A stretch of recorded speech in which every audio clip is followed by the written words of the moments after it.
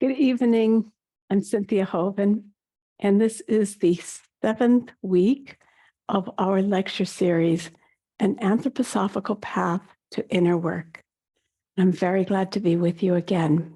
As always, I would like to begin with a eurythmy exercise, bringing our inner soul and our etheric body into movement. So find your place in your room wherever you want to work, or stand still as you like. Become aware of your heart, yourself, and the great universe out of which you were born. Spread your arms wide. And we feel, as we bring this force of the cosmos into ourselves, within my heart shines the light of the sun. Within my soul weaves the warmth of the world. I will breathe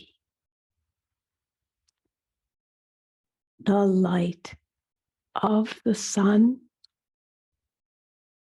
I will feel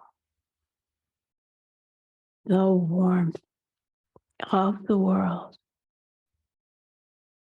Light of the sun pour into me. Warmth of the world flow through me.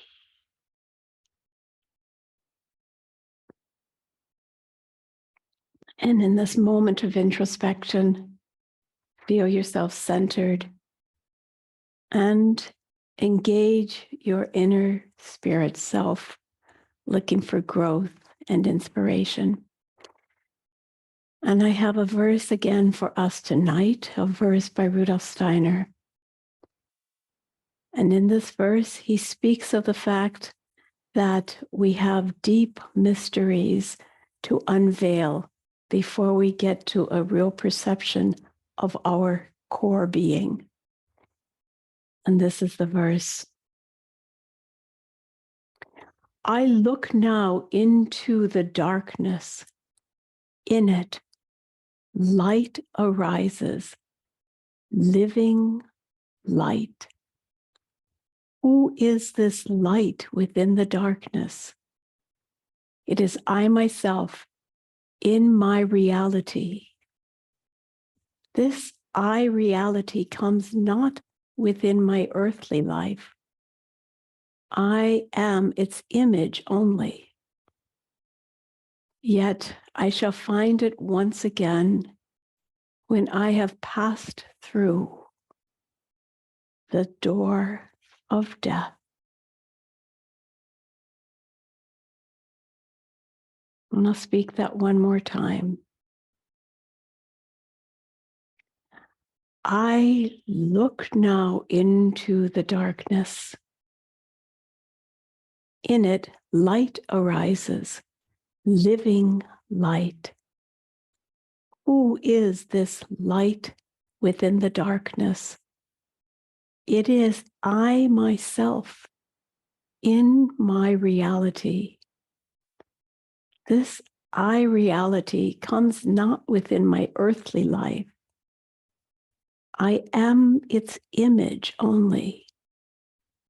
Yet I shall find it once again when, with goodwill towards the Spirit, I have passed through the gate of death.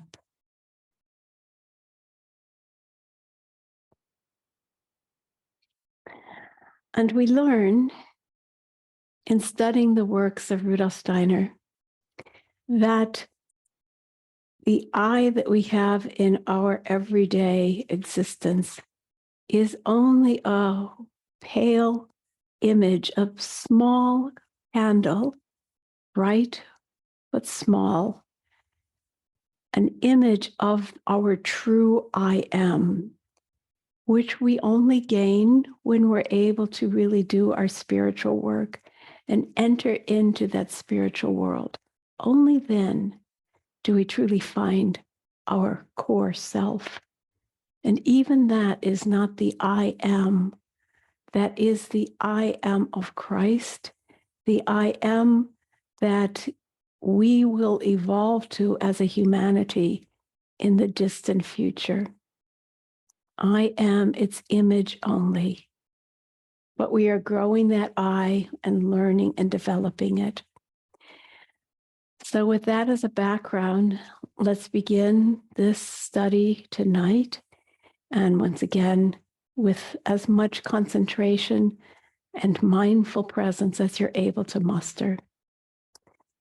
This evening, in preparation for our continuing studies on meditation and beyond, I'd like to begin by setting the background that we've spoken about a little bit before, and we've spoken about much more in previous lectures, the story of cosmic evolution, which is actually so central to all of our work in anthroposophy.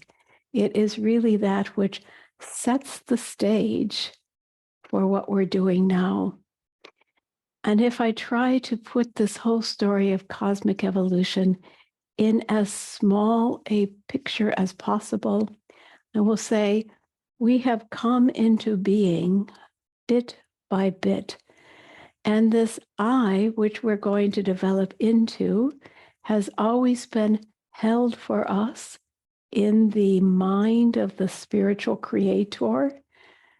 If I speak of one Godhead or the creators, if I speak of all the spiritual beings involved in all the creative processes of the universe, this I has been waiting until the time would be ripe for us to embark on our own human evolution. And so long ago, there was a condition of the universe created out of the Godhead that was pure warmth. And in that warmth, our physical body was born. Our consciousness was still cosmic and not individuated. And that state was called ancient Saturn, birth of the physical body. And when that had run its course, it was redissolved, and a second phase came into being with other cosmic beings directing it. And this was called Ancient Sun. And in this course, in Ancient Sun, the physical body remained, but was more complex because it was now permeated by a life body, an etheric body. And we were part of a great creation that included living, moving things that have, in the meantime, become plants and such. We were part of that, but our ego was still held in the mind of God. And then a third stage came, and this we call ancient moon. And this ancient moon was a condition that was yet a little more dense, a little more solid, not as solid as our Earth is, but more solid than that pure warmth of ancient Saturn and the pure light and air of ancient Sun. And ancient moon was more watery with a little bit of something that's a bit like cambium, a little bit of quasi-living material. And in that state, we developed a sensitivity, a sentience, and capacity to feel, which is the root of our astral body, our sensation body. And that grew, and our consciousness was dreamlike. And when that had gone as far as it could, it dissolved again. And finally, our fourth stage developed. And in this fourth stage, the physical body is still here, no longer just warmth, but it is mineral. Inside, growing in a mineral environment of rocks and so on. And this mineral body that we have is permeated by a life body, the etheric body, which keeps it alive as long as we are living. And this is in the living environment of the plant world all around us.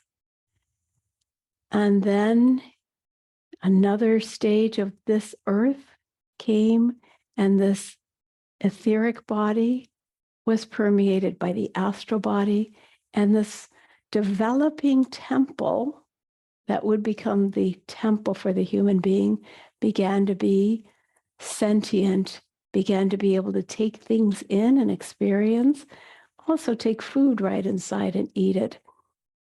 The story is so profound with so many layers. As the complexity evolved for the temple that then would contain our ego. And that brings us then to the beginning of what we call Earth evolution, the earliest stages. And then it is helpful here to turn to a story well known to most of us, the story of the Judaic, Christian, Muslim tradition of Adam and Eve in the garden. And if this isn't your mythology, perhaps some of you, if you are in India, for instance, might not be familiar with this terminology, but we have this wonderful story that tells so much that we can imagine. It's true in one way, also true merely as symbol, both. But we must imagine an original mankind, humankind, first walking in the earth, a couple that we call Adam and Eve, in a paradisical situation. And we must imagine the consciousness there was still so young, so innocent, so virginal. Even if these people were, we have no way of knowing their age, young, old, but in their souls, they were tremendously childlike. And it is said that they lived in harmony with the animals, even said that the animals didn't eat each other. They were so kind. And the world was sweet, and we could just pick fruit and food off the trees. And the human beings, it is said in symbol language, they were told by an angel, you can have all of this, just don't eat of the tree of knowledge or the tree of life. And so for some length of time, they were innocently happy. And life was, and this is important, we must imagine, dreamlike. Dreamlike, they didn't have to worry about rational consciousness. They could float, taking in through the senses all the glories of this beautiful world that they lived in. And then it's said, and this is the striking moment, it's said that a snake representing a voice of temptation, a voice of evil. We'll have to talk about that next week. But a voice of evil, snake, the tempter, came to them and said, look, God told you not to eat of those trees, but do you know why he told you that? Because he knew that if you ate of that tree, you would be as smart as he is. You would have knowledge. And as long as you haven't eaten of the tree of knowledge, you are just floating around like eternal children. Why would you want that? Don't you want to have the wisdom of the gods? And so in this picture language, they eat of this apple of the tree of knowledge, and suddenly they begin to know.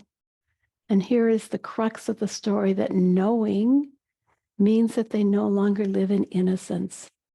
Instead of trusting and believing and having everything fall into their hands, they now see we're naked, we did something. And this first separation is really the image of our human state, where when we look at something, we don't understand it immediately. We have to work to understand the spirituality of something. We have to work to understand how a particular plant will bring us comfort, which plants can be eaten, and so on. We have to work with our minds. And in that state of youthfulness, they didn't have to work with their minds. They could just be and receive. They, Adam and Eve, it is said, were ashamed and fearful. And then the angel came to them, who had told them not to eat of the tree, and said, now you must leave paradise. Just this picture that they could no longer live in innocence, a natural consequence of having broken the rules. You may no longer live in innocence. You must leave the garden. And so they went out, and the angel, Gabriel, said to them, but I shall call you back in time. Essentially, go on your journey, and existence will give you your development into becoming full human beings. And at the end of time, we can trust something marvelous will happen. But on that journey, which is the journey that we're on, we are separated from the Creator. We all feel a kind of fear, a kind of shame and doubt from our separation, possibly even hate. And I have just named a dilemma that Rudolf Steiner describes for us, that when we are living on the earth, we live in this not knowing relationship to the spiritual world. There is what we call an abyss of not knowing, a place of darkness between us and the spiritual world. And even as I name it for us now, an abyss, I think we're all aware of that. In our mind, there are bridges that we can't cross, bridges of unknowing, and no science, no speculation will get us across that bridge. And so some people simply doubt, or they fear, or they hate any possibility of spirituality. And these are what we call beasts that separate us from the spiritual world. And if we want to become spiritually mature, each one of us must do our spiritual work, meet these beasts, overcome them in order to have clear spiritual vision. And yet, if we don't do that, this wonderful temple that we are, and this developing body, soul, and spirit will not find their way back rightfully into the spiritual world, answering this beckoning of the spiritual beings who said, I will call you back. If we do our inner work, we will be able to take the rightful steps to re-enter a new paradise that we've created out of our own self-development. But if we don't, we are hostage, we fall prey to all the forces of materialism, as I named them before, consumerism, technology, the meta-universe, this whole synthetic world that is glomming onto us on all sides. And the only way through is to do our inner work. And sometimes I almost feel something that I must say is almost like compassion for the Creator who made this wonderful us and now has to wait for us to return. What must that be like? To wonder, when will the humans return to me? When will they come back again? So we are on this journey of doing our ego development. Now, Adam and Eve, as they walked into this world out of the garden, They were barely conscious, just developing. They had a physical, an etheric, and astral body created out of all of this development. And now more complex capacities have to begin to develop in them. And so now I'll pull out the blackboard. Well, who were they then? What did they have? Right here, you see physical, etheric, astral body. And the I am was actually not really present yet. These were all gifts from the spiritual world. And bit by bit, our sheaths, our body nature began to grow or be endowed with a more individuated soul. And that's the journey that we're still on. And so, with the help of the spiritual world, the astral body, and I said with the help of the spiritual world that helped the ego to do the work, with the help of the spiritual world, the soul forces began to grow. So I'm going to draw here the soul forces. And the most primitive one is the sentient soul. Every one of us is absolutely familiar with that. I'm just naming it. The sentient soul is the content of your everyday life. If you just grip your pen in your hand, scratch your body, anything, shift your weight, those are all sensations that you're getting. And these sensations pour into your being. And these sensations are mediated to you through your sentient soul. And our current work in our age, when we're working on the soul, our current work is to refine our senses, to become aware of how things come in. In our present state of being a human, the sensations come into us really passively. They flood us and we become aware of them. But a more advanced process, which is incumbent on us now to develop, is to consciously develop our capacity to sense.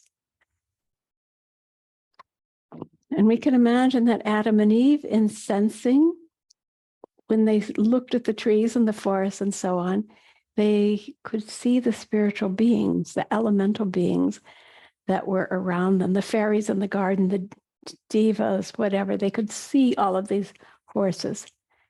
But in the meantime, we've become so materialistic that we can't see them anymore. And as the sentient soul became more complex, another layer of soul began to be developed.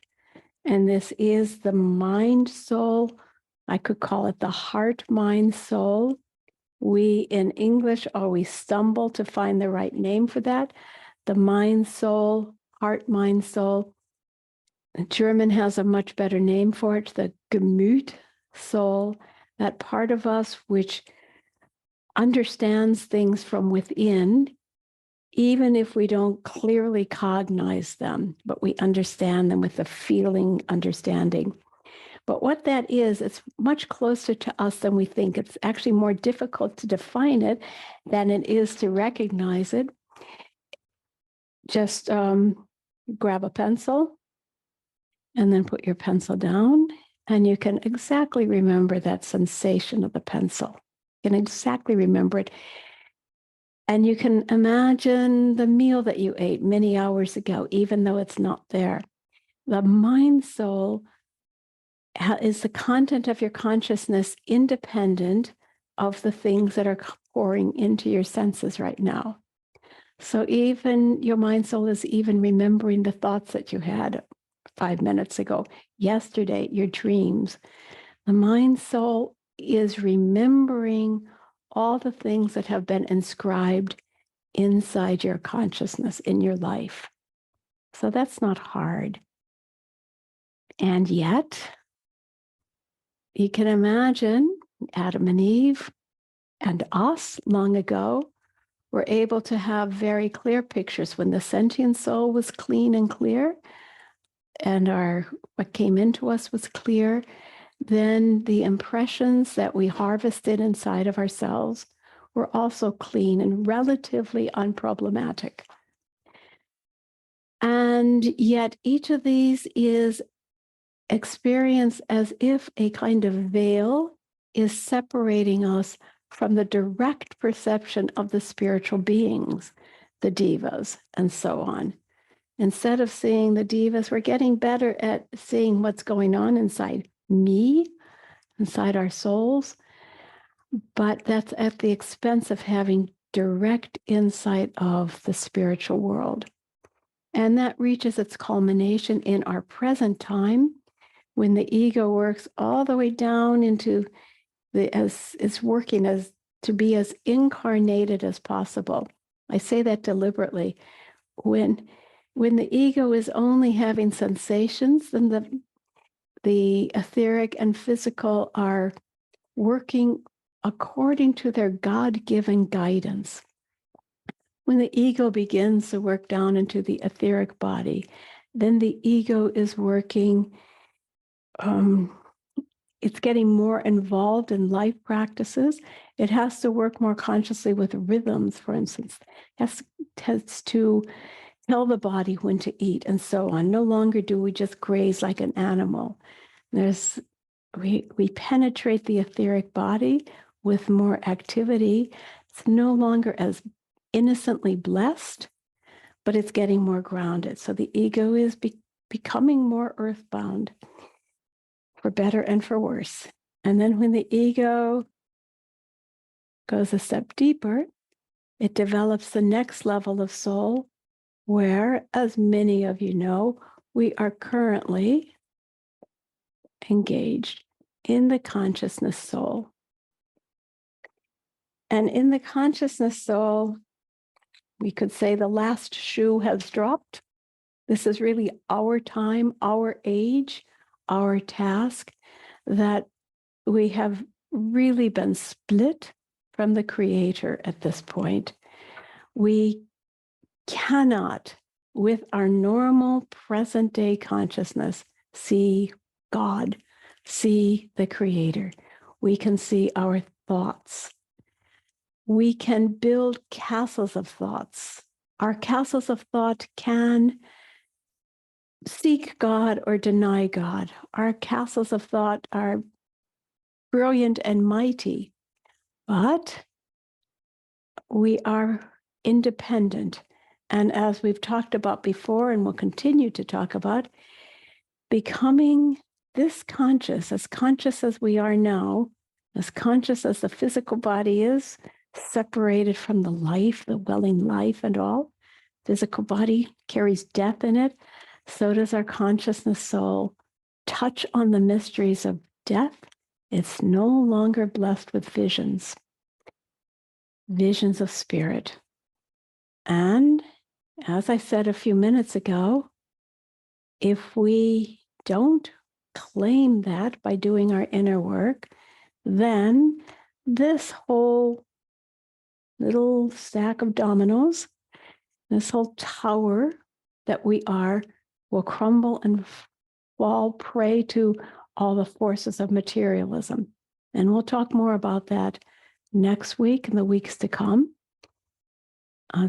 touching on the mysteries of evil, the temptations. But we are trying to, we do our inner work on our soul. So what we've been talking about in the weeks prior to, in the first 5 weeks, was about soul work, which can be distinguished from spiritual work. It is essential that we do soul work before we attempt to do spiritual work. Spiritual work involves disciplining our minds so that we can understand the processes of consciousness and actually go across the abyss and have vision, have sight and hearing and being in the spiritual world. But if we go into those realms unprepared, we can go mad. We can, first of all, make a lot of mistakes, a lot of errors, delude ourselves, act irresponsible, and be led astray. And it can lead to kinds of mental illnesses, and it can lead to a lot of mistakes. As I said, I believe last week, it would be like a child born with multiple handicaps.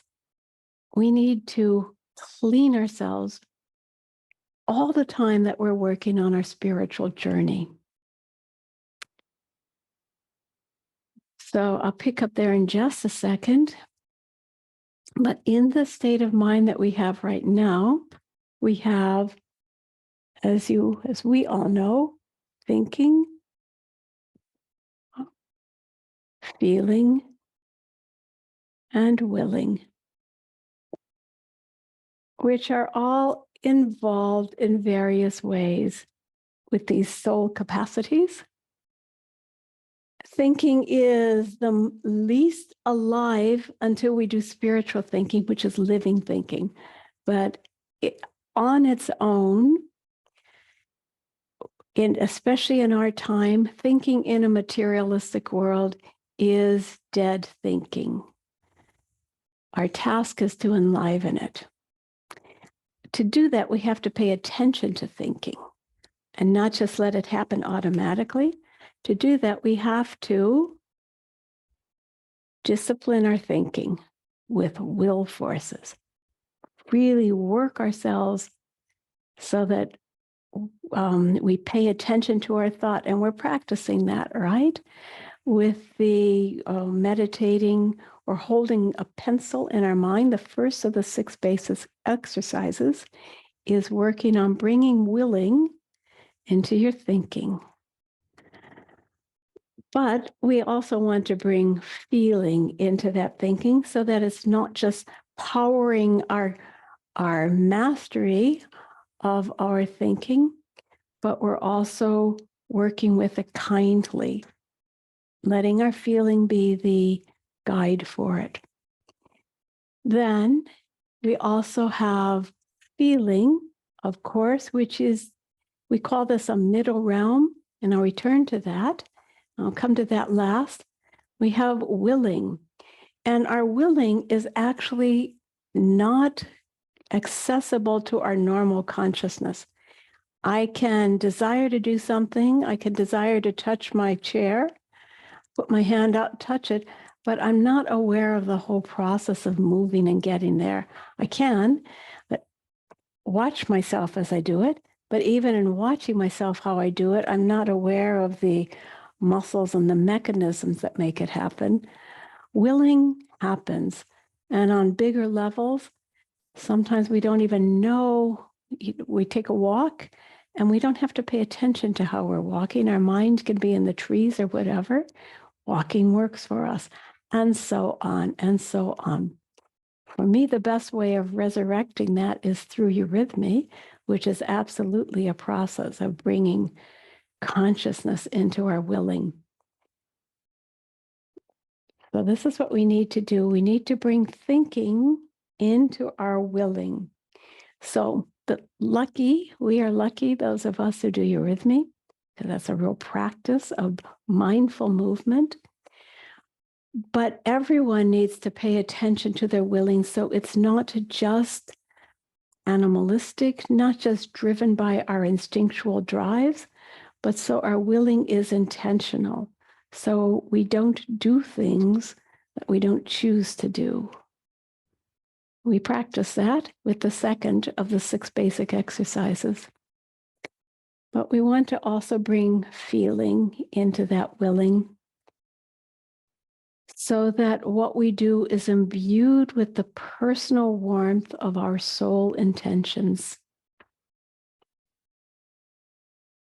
And then finally, our feeling is this inner capacity, inner experience that we have where we can feel warmed by the presence of the currents of life inside of us, quasi-aware, quasi-conscious.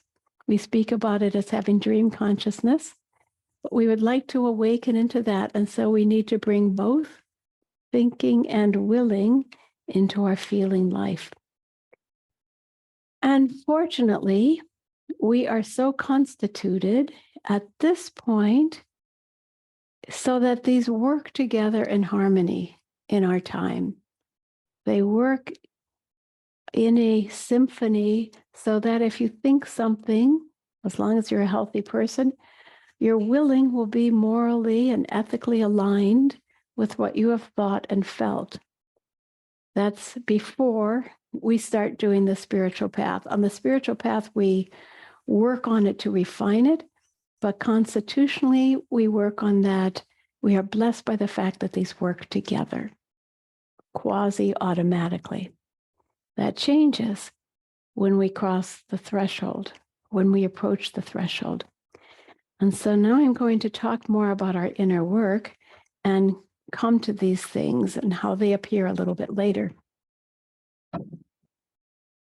So, as you know, we have been working on how to develop these inner capacities, and we have to be active in sculpting them. And in being active, we develop our ego, making way for this higher ego to become active in us instead of this immature ego that we have in our contemporary consciousness.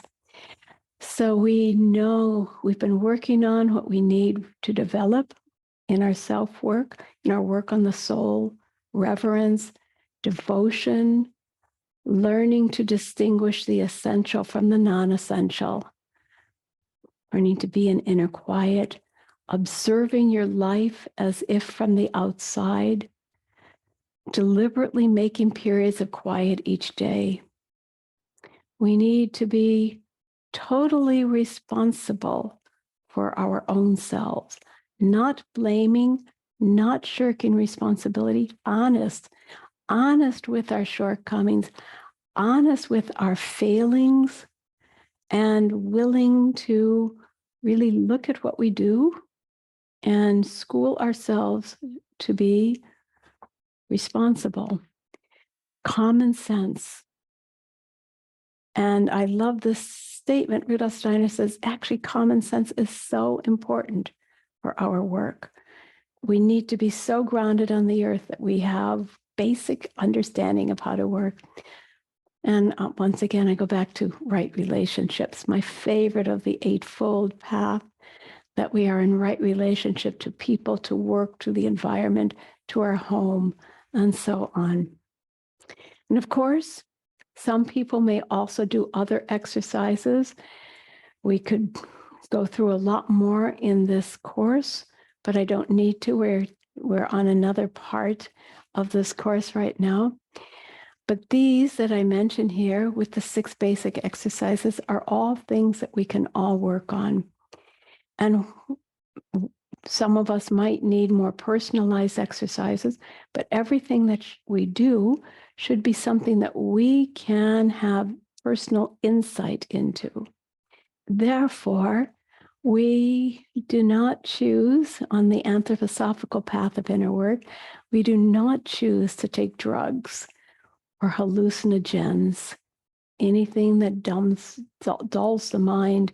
We don't choose to have alcohol, for instance. Even Rudolf Steiner said, even a glass of wine really puts you back in your spiritual development. So we really eschew taking anything that will dull our consciousness. Hypnotism, problematic. Clairvoyant trances, very problematic. Going to mediums, problematic. Everything we do should be something that we can have insight into with all the consciousness that we can muster. Why does this need to be safe? Yeah. So I said, it is incumbent on us to take responsibility for ourselves and deliver it, evolve it so that it can take its place in the next stages of evolution as a fully developed ego. It's incumbent on us. We may long to go into the spiritual world, but the spiritual world is not only good. There are many beings there, and we are most familiar with those, with the names of those who support our earthly evolution. But there are also beings who are hindrances to our development. We'll talk more about them. And there are other ranks of beings who shouldn't even be in our cosmos at all. We were born out of this world. We were born into this beautiful world of the senses, but this world of the senses presents us only with a sliver of the total reality of what there is in the spiritual world. Nonetheless, we need to deliver ourselves back to that world like the prodigal son returning home. We need to go back into that. But if we pass into the spiritual world before we are prepared, we can all too easily be lost and confused and possibly become mad. And also, if we go into the spiritual world and have some real difficulties, that will have direct repercussions on our daily life. So yes, we want to avoid this.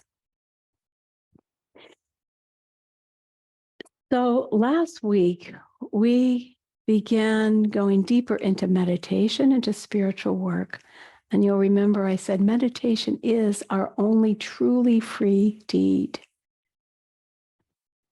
And this is the way that we work with our consciousness to develop it so that we can go across the threshold, across the abyss, step by step, sensing and feeling our way into realms that we were born out of and that we will get back to, but we need to learn how to see them again.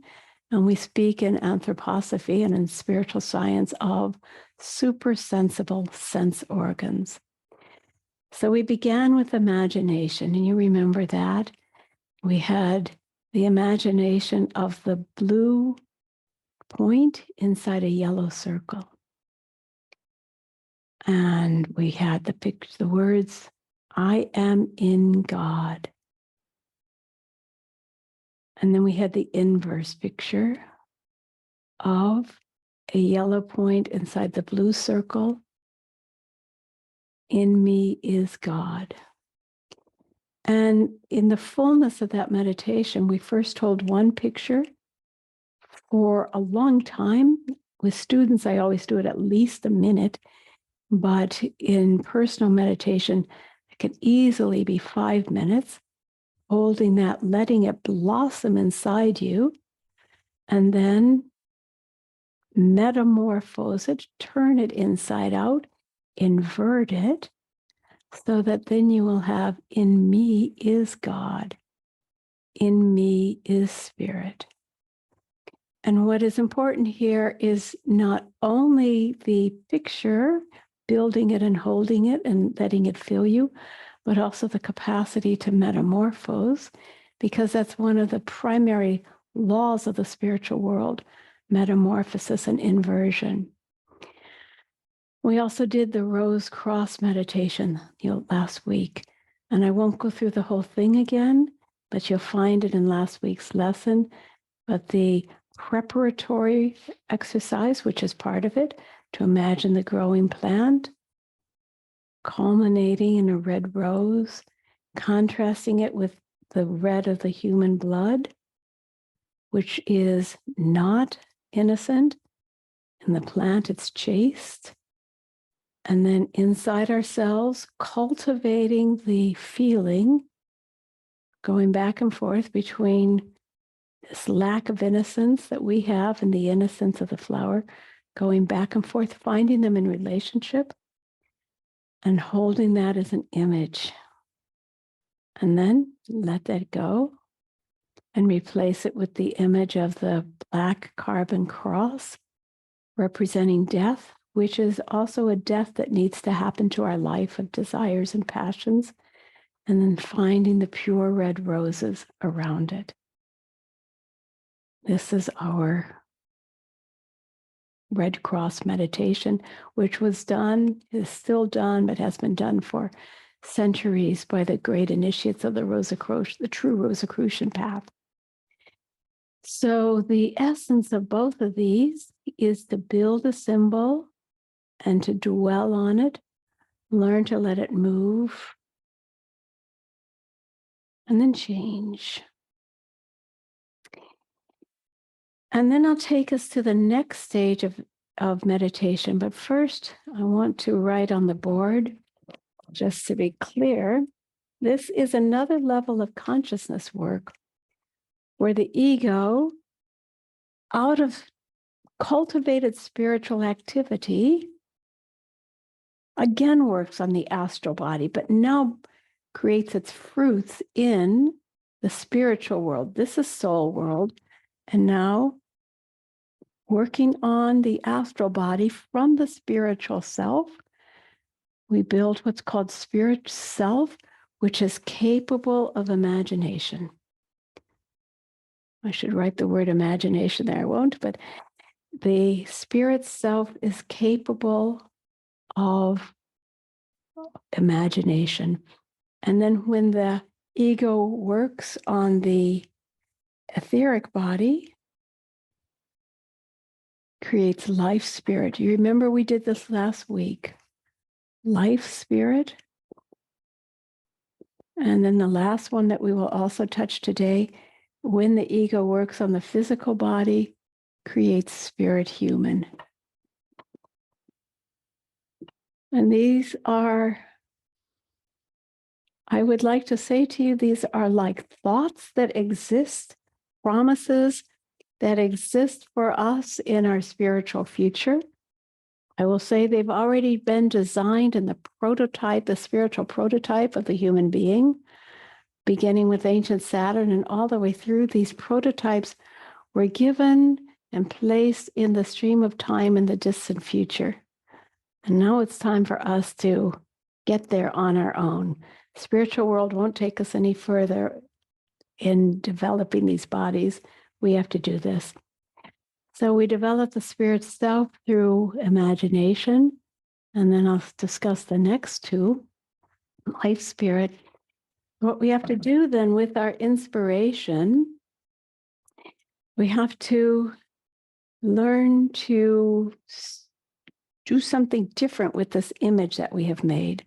So we have made the image of the blue and the yellow, or the rose cross, or as I told you last week, it could even be an inspiration upon a feeling of love or compassion, something that you've seen. It can be something else, but you have to treat it as a symbol.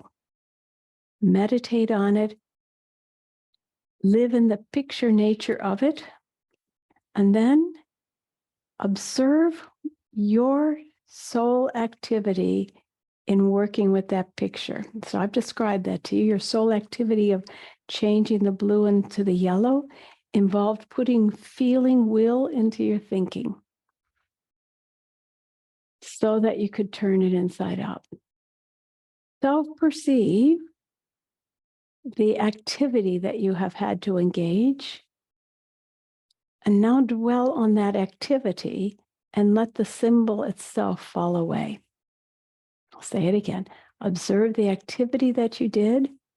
Perceive the activity of changing the red, of holding the rose cross. Perceive the activity that you used in making that picture. Hold it. And then let it go and feel what you engaged to create that picture, the rose cross.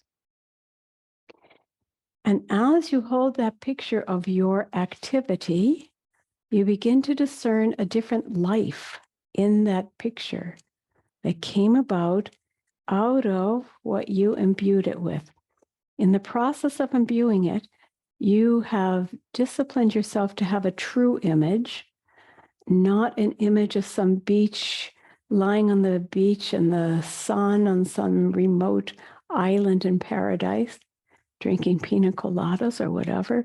No, some actual thing, an actual accurate spiritual imagination.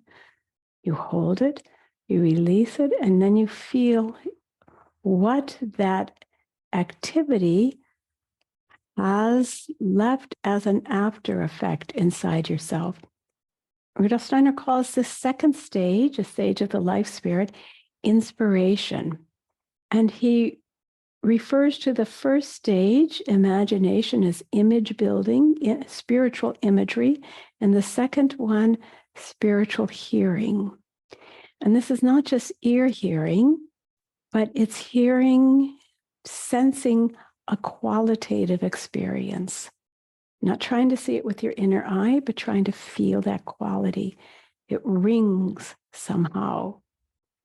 And we get a feeling of that with that exercise that we did in the second or third week in our classes, where I said, listen to a sentient being, and in listening to that sentient being, feel how its sound tones in you different than the sound of a bell, a non-sentient object.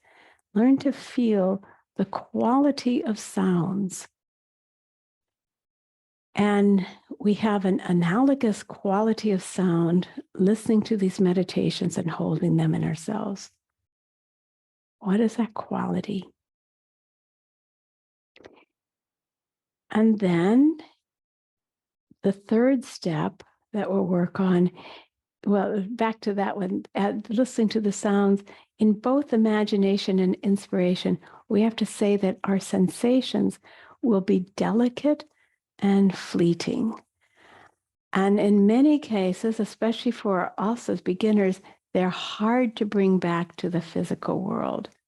We often forget it, and that's why we have to work on our meditations repeatedly. And every time we do it, it's new. We're never repeating the same thing. You cannot, if it's a real imagination, you can't just press print and do the same thing again. You have to build it up on your own. We have to make an effort to remember. And Rudolf Steiner, for himself, made a practice of writing down what he experienced after his meditations. You may or may not choose to do that. Then the next step is to also dissolve this toning feeling that you have and see what comes into the emptiness of that space. And the most succinct way to say it is that in this new emptiness, you step beyond any memories of what has come to you from the sense perceptible world. Becomes completely void of that. And what can appear, for instance, in the Rose Cross meditation, is the image of who is the being behind that meditation. Not that being's image, not that being's sound or feeling quality, but an impression of the being as if you're meeting ego to ego, face to face, self to self. And it won't appear to you in the form of a person, in the form of head, limbs, and so on. Perhaps some resemblance to a face, a countenance, but that's not necessary. It's not a visual image. It's a profound being image. Perhaps you've touched that a little bit with a deep friend or in a deep conversation where you feel really touched by having met the essence of a person. It's in that dimension. And this is where we're in the realm of intuition. So the third of these. So reviewing this process, we first work with a symbol, hold it, let it move in us, let it change, be absorbed in the image creating activity, and then dissolve it. Become aware of the soul activity in it, and then release the image. And then extinguish that. We hear the soul activity that was involved in it, dwell in that, and then release that to perceive the being, him or her itself. And with this, we come to the doors of the spiritual world, which can then open the capacity to see very, very many other beings there. But you can imagine, we really want to have a sense of certainty and not delusion. And that's why at every step walking up to that doorway, we have to be working on our inner honesty and integrity and discipline and common sense and knowledge of where we like to trip ourselves up and our wish projections and all of that. So Rudolf Steiner tells us as we go through this process, we begin to feel, sense, we begin to perceive the birth of another ego in ourselves, this light in the darkness that was referred to in the initial meditation. In it, light arises, living light. This light in the darkness, we perceive this being in the spiritual world.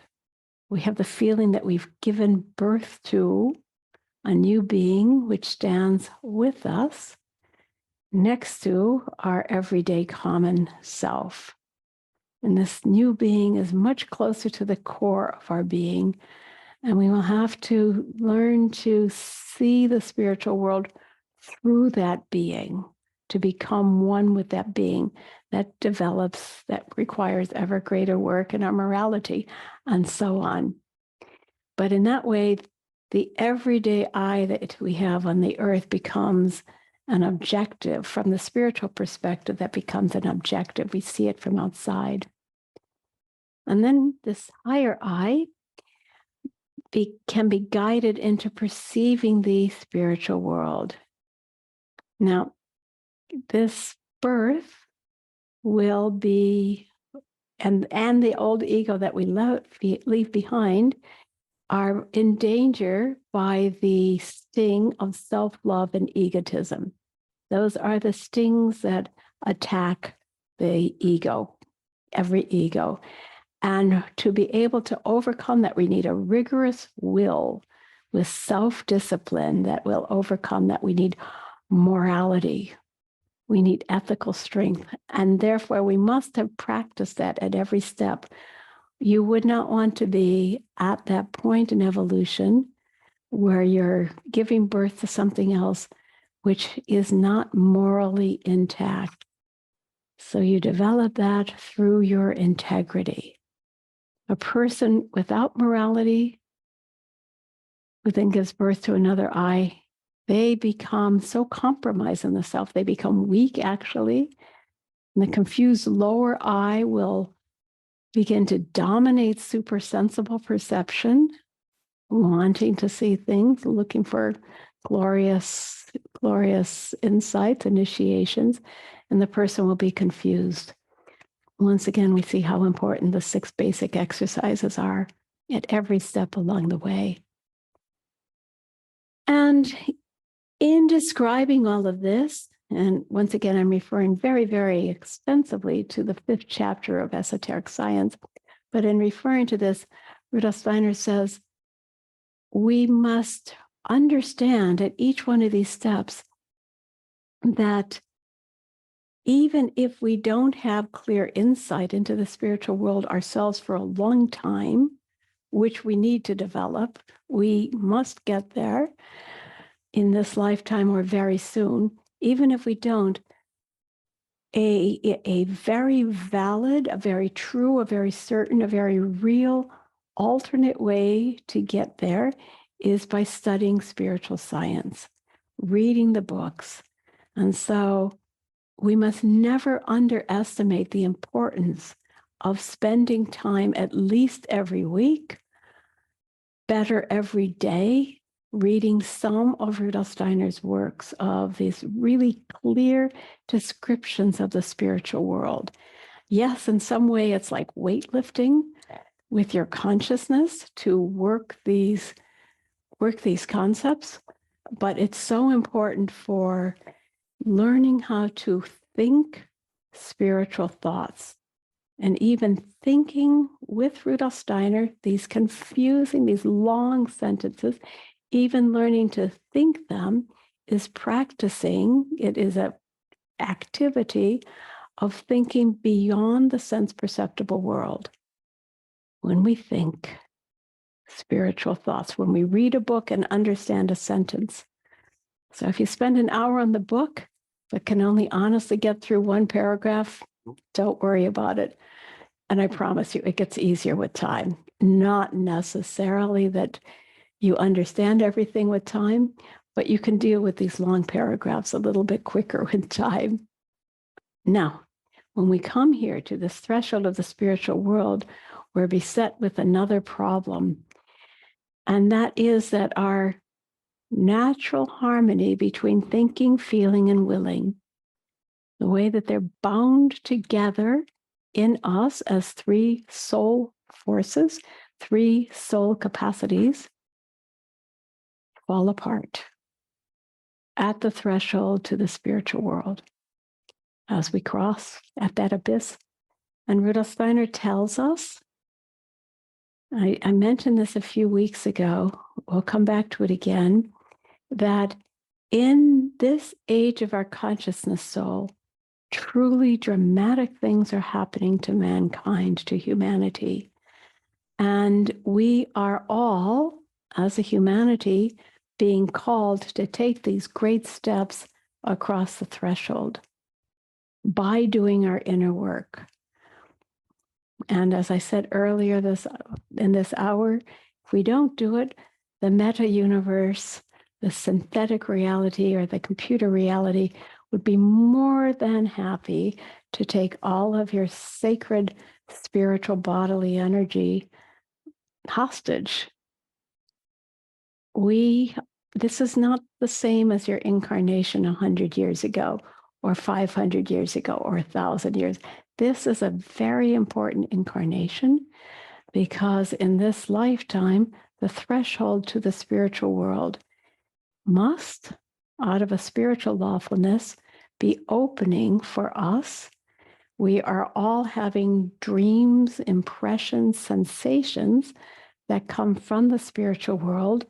And if we're working on ourselves to be able to feel our way into them, we can evolve rightfully. If we don't protect ourselves, discipline ourselves, develop these capacities, we have a very real danger of going mad, getting lost. And he said specifically in describing this phenomenon that confronts us, thinking, feeling, and willing will fall apart. And we'll find people whose thinking is not consistent with their willing. They might be highly ethical physicians, for instance, but they might be, I don't know, puppy tormentors or something in their willing life. And they might even be more or less unconscious of that. And so on. There can be a huge discrepancy between one's ideals and one's deeds. And you and I, we can all think of different scenarios, I don't need to go there for you, of where people's integrity and morality will break apart. And it takes tremendous strength to hold them together. And we need to, in a rightful evolution, when we cross the threshold, we can endure the splitting of thinking, feeling, and willing. These different capacities, one part of us which is cognitive, one part of us which is active, one part of us which is sensing. We can endure their being separated, and we have to be strong enough that when we come back across the threshold and deal with our common sense everyday life, they are integrated into a realistic whole, a healthy whole that can walk this earth and serve the planet.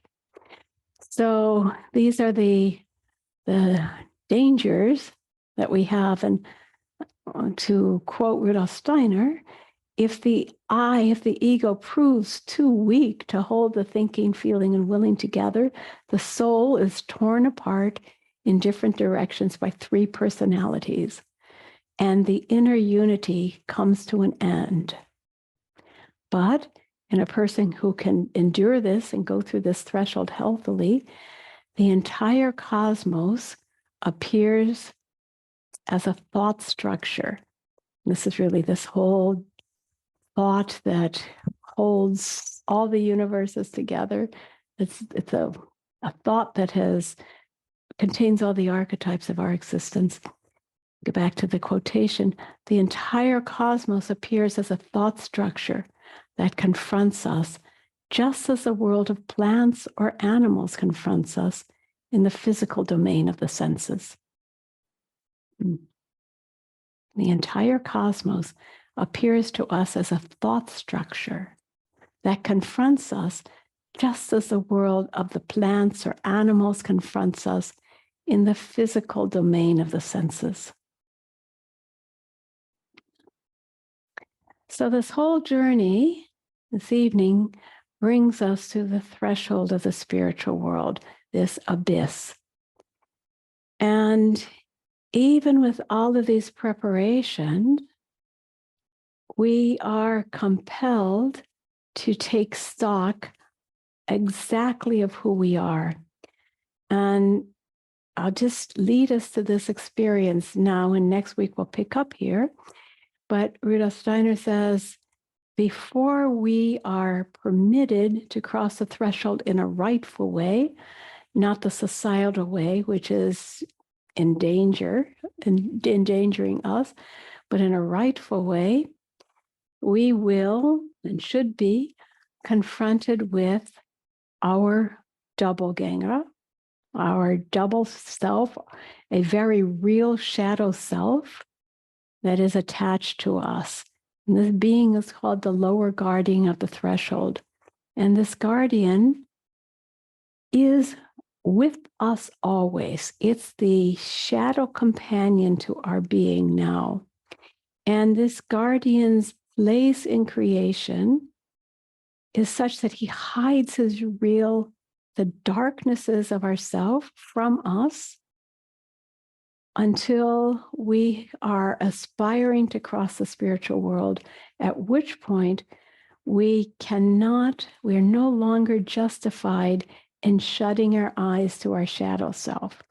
And at that moment, we are told, can't go any further until you see all the stuff that you're not seeing in your normal consciousness, including your karma from past lives, including all of the debts that you owe, including also the responsibilities that you owe to the culture and the civilization that you live in, to the earth, including the lying, the dark side, all of that thing that you have inside you, you must face. And the guardian says, stop.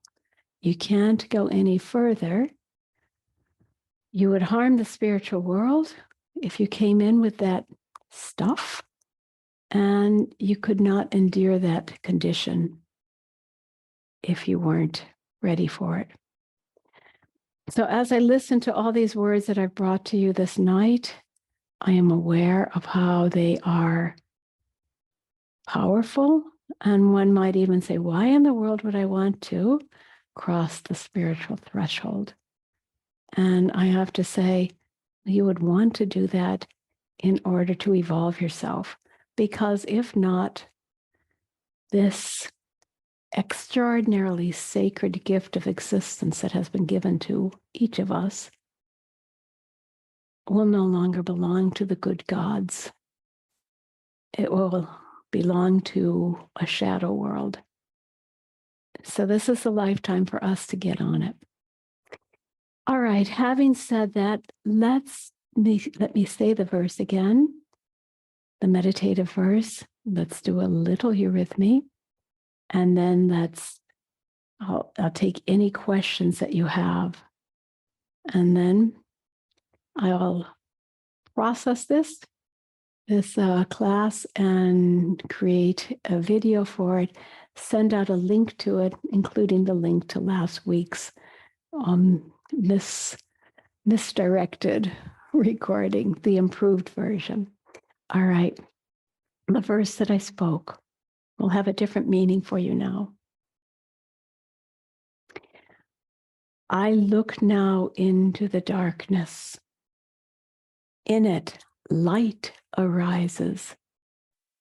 Living light. Who is this light within the darkness? 'Tis I myself in my reality. This I reality comes not within my earthly life. I am its image only. Yet I shall find it once again when, with goodwill towards the Spirit, I shall have passed through the gates of death. And this gate of death, of course, refers initially to the great death that comes when we have bodily death. But there is also the gate of death that occurs when we cross the threshold by doing our spiritual work, our meditative work. We willingly cross that gate of death, not bodily death, but we die to our daily life as we enter the spiritual world for the minutes or the time that we are in the sleep meditation, and then we come back again. So when with goodwill towards the Spirit, I pass through the gates of death is not just the end of life. All right. And now as we do the contraction and expansion exercise, you will understand what we're doing on a deeper level. Spread out your arms and bring that light into yourself. Let it spark reality in your heart. And like a new person, you open yourself to the Spirit. Once again, you come into this world within my heart. Shines the light of the sun within my soul.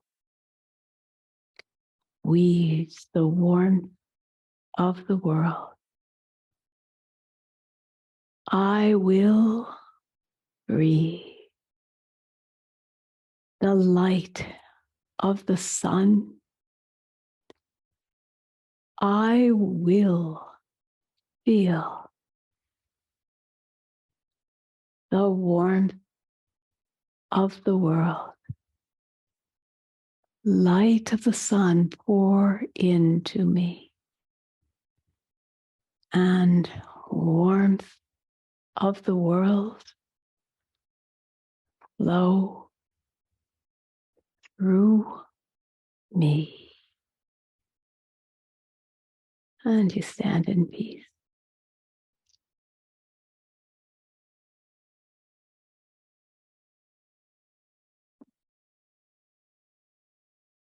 Thank you.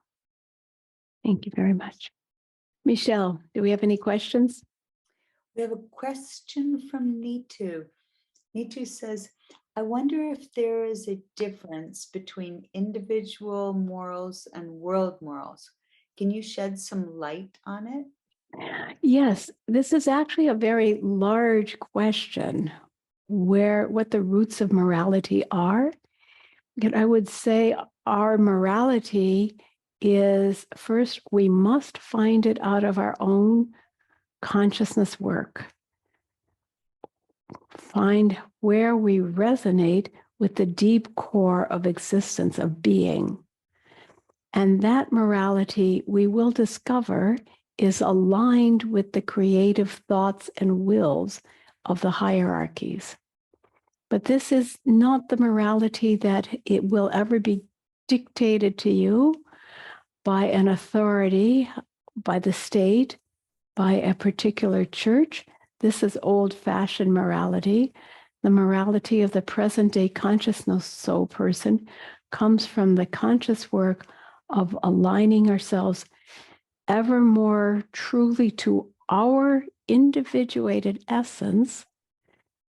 And then we discover that our essence is actually one with the world all. So it's kind of a paradox. It's yes and, both and. We must individuate our morality. But that leads to a new discovery that we are one after being individuated.